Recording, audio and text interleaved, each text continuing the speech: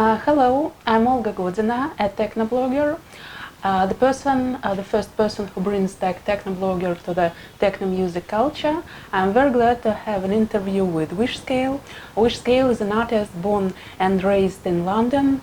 He is producer, founder of the label Scale Tracks, founder and the event series Death Blow.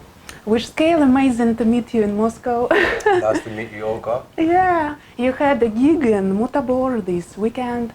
Tell us about your emotions dealing with this event and your next trip to the St. Petersburg. Yeah, so Friday night I was in Mutabor, and yeah, like I didn't really know what to expect. I've heard good things about Mutabor and stuff, and just the scene in Russia in general, but I didn't know what to expect until I got here. So yeah, got to the Mutabor on Friday evening about 1 a.m.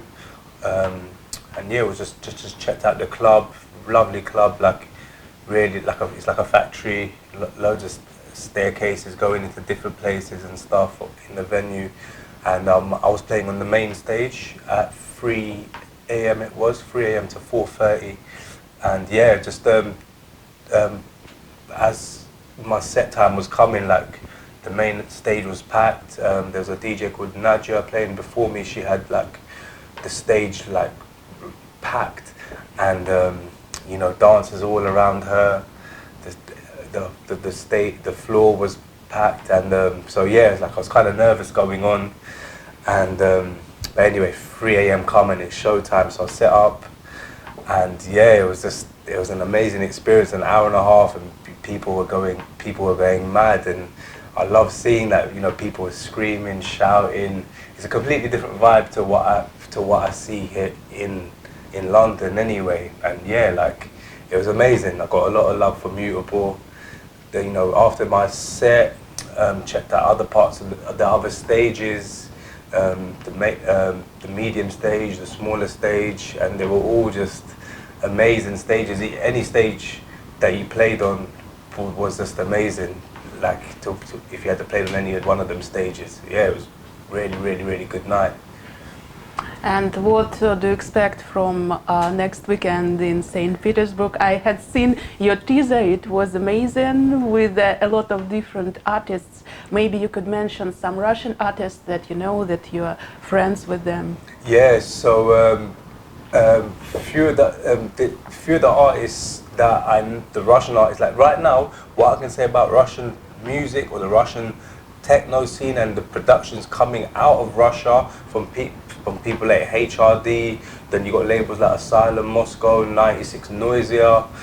What I can say is, to be honest, is some of the best stuff that I'm receiving production-wise. Like, it's amazing, to be honest with you. Like, some of it's so different to the rest of the stuff that I'm hearing. And to be honest with you, I'd say you guys are probably like up there, like in one of the #1 spots as far as with your productions. It's like some really good stuff that I love playing as well and listening to. Amazing. And you're having support from the biggest name of the international techno scene playing your production, like Paula Temple, SNTS, Nico Morena, Mickey Nose, and different others. What do you feel having such a support, and what artists could you mention that you like? Yeah, so like having the support of artists, be it big name artists or just small name artists, just to have the support of these people and that they're playing your stuff is a privilege, you know. And yeah, you know, it gets people's attention, of course, you know, like so and so is playing your music and whatnot. But yeah, like for production wise, like someone that I look up to a lot with how she makes her music, how she produces, how she plays, it is Paula Temple. She, you know, like she inspires me a lot.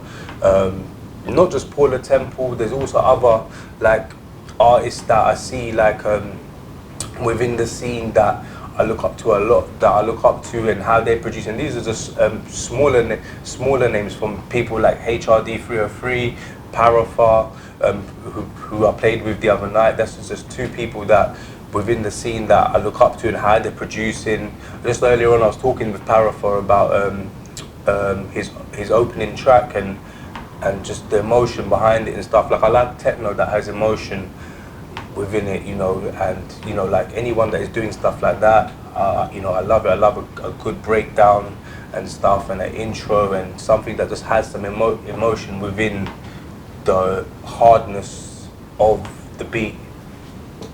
Yeah, and you are playing from underground parties small to the biggest events like Tomorrowland, Rave, Stage Scale. What are your tips for 2023? What events we should attend? And some phrases about Tomorrowland, because it is a very big festival. Tell us more about this. Yeah, so like talking about, well, starting with Tomorrowland, it kind of just took my breath away. Like, you know, I've heard about the festival. I know it's one of the world's biggest festival, but I wasn't prepared for what it was gonna be like until I got there. And yeah, literally, like from when I got there, I met the people who booked me the hardest.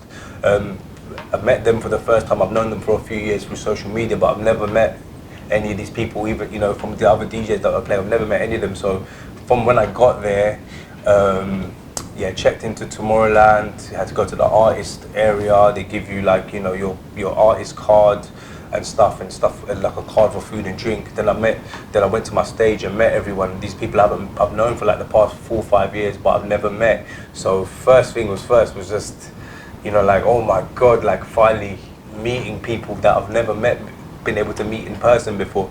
And then yeah, just I think before my set it was August playing before me.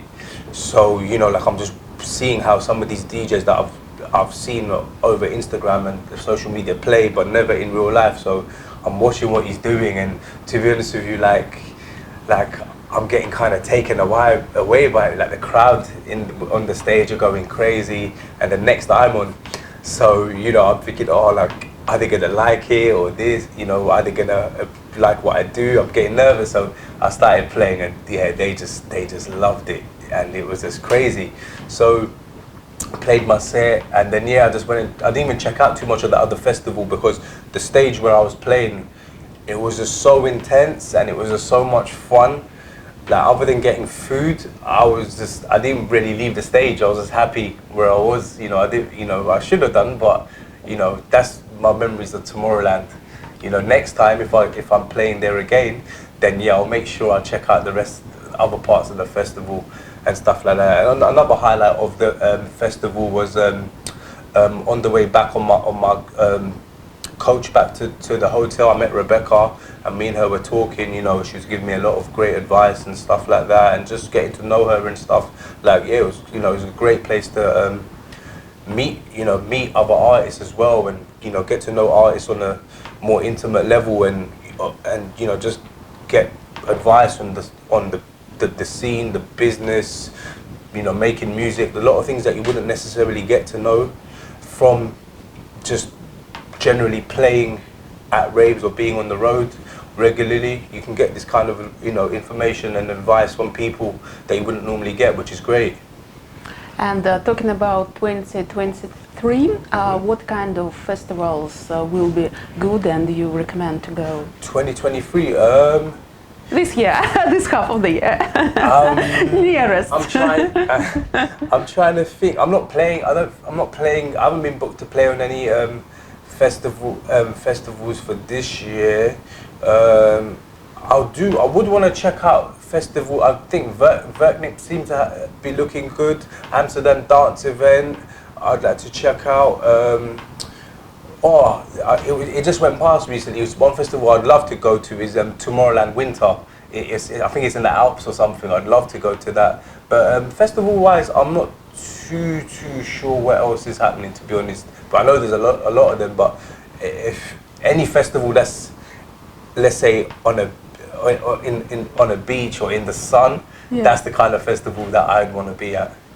I love Ibiza. I have been there for 8 times, and it's a very, very Yeah. good place to have recreation and to have a night club life. Ibiza need to be. I think if they can start playing more industrial and hard techno and just have an event dedicated towards that kind of sound, it'll be perfect. It'll be perfect for people like myself. For these vibes, Berlin more perfect. Yeah, yeah. Ibiza for more chilling music. Sometimes they're having hard vibes, but not very hard as it is, for example, in Yeah. Berlin.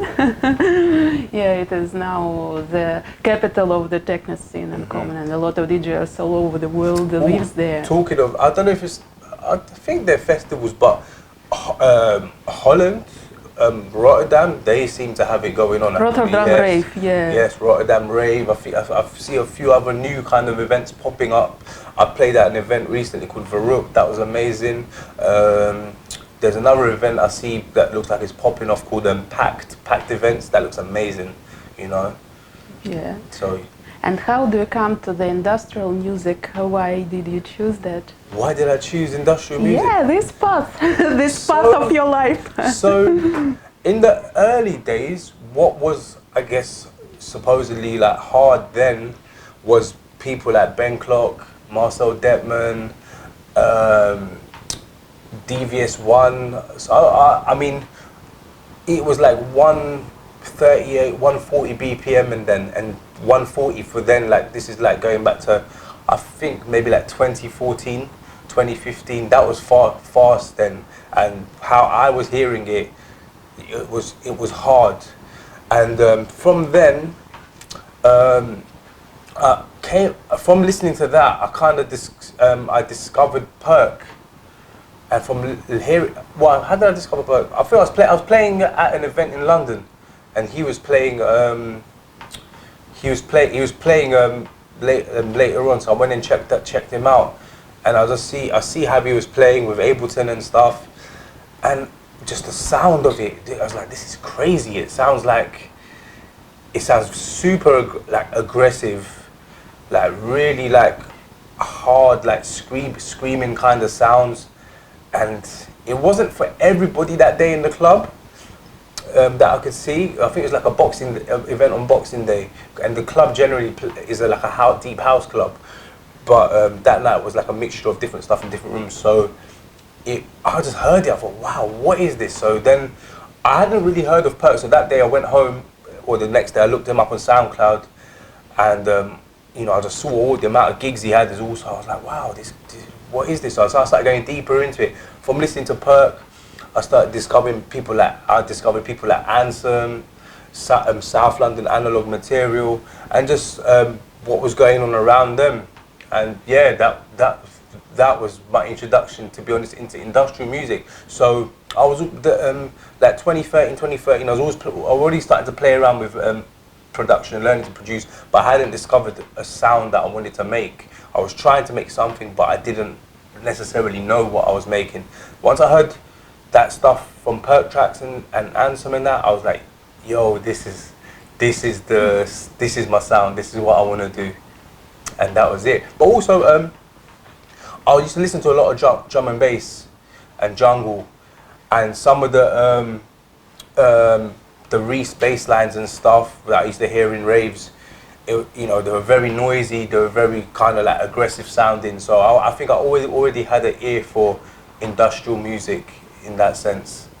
And what BPM do you usually play? What temp? So at the moment, I've been producing a lot from like 160 going up. I've been playing and producing. So like.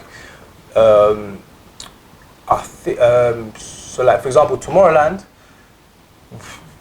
who was playing before me, because they were playing so fast and hard. I noticed the scene in Europe now is very like especially like Rotterdam and Belgium and stuff, is like the faster, the harder, the better. So I had to up my BPM at what I played, just to kind of not necessarily fit in, but just to suit the crowd. So the other day, for example, when I played at Mutable, I started at 155, I think, which is the first time I've done that in a while, because usually I'll just start at 160 just because that's just the tempo of who was playing before me. So I just, you know, just to keep things going.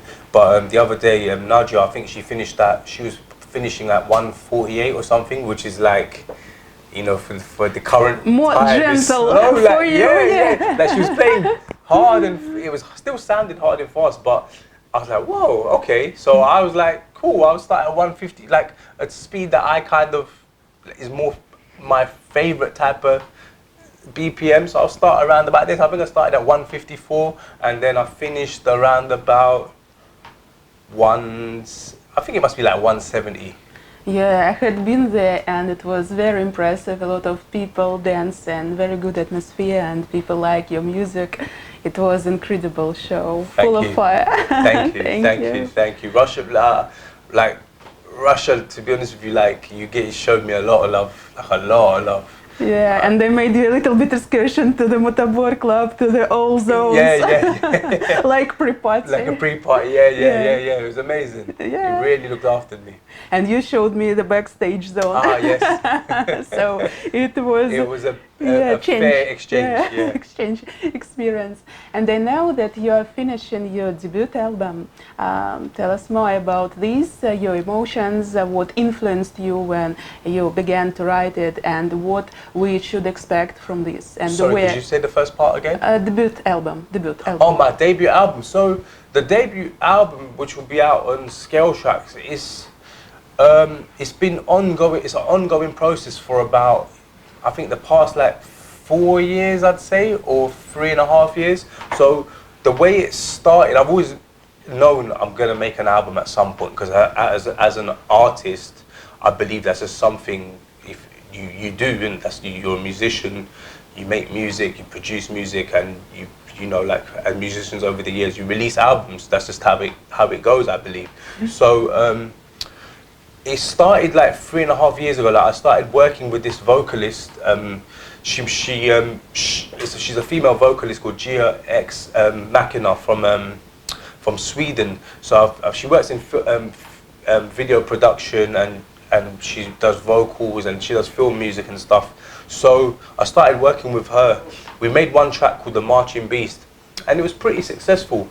So with her vocals and the way I produce music, I just find it works. So as we kept making more tracks together, I think we made about 7 or 8 tracks now.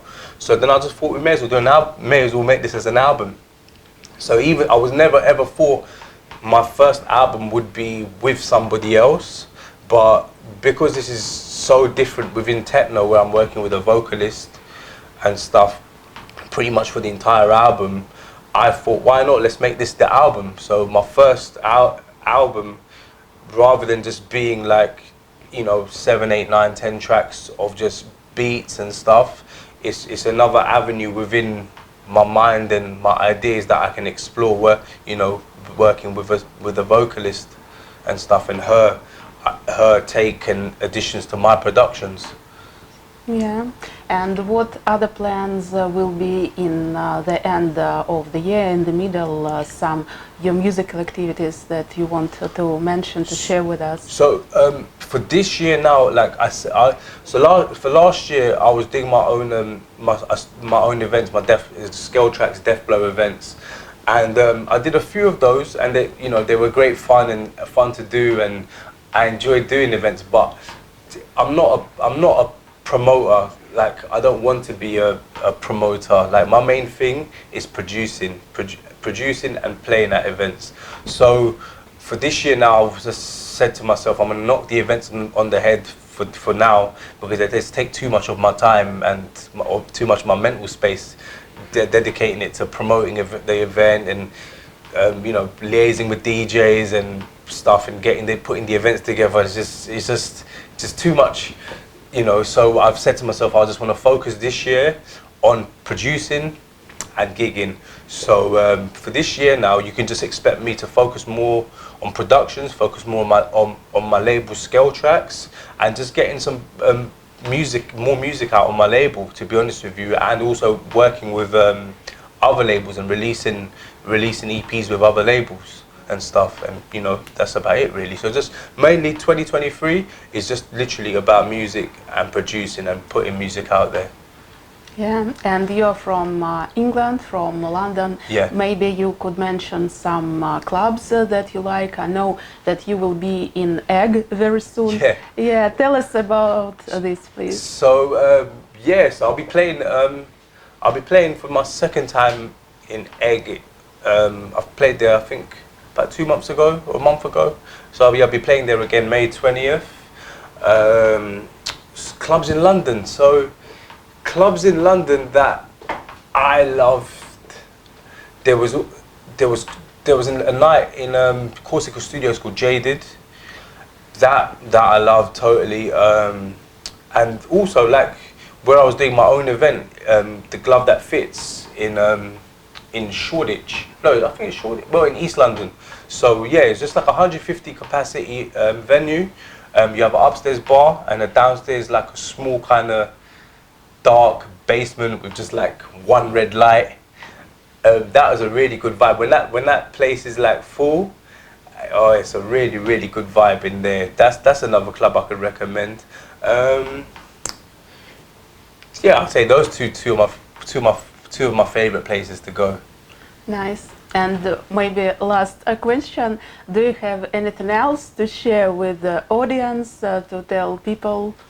Yes, so the next big news I have would be for my label.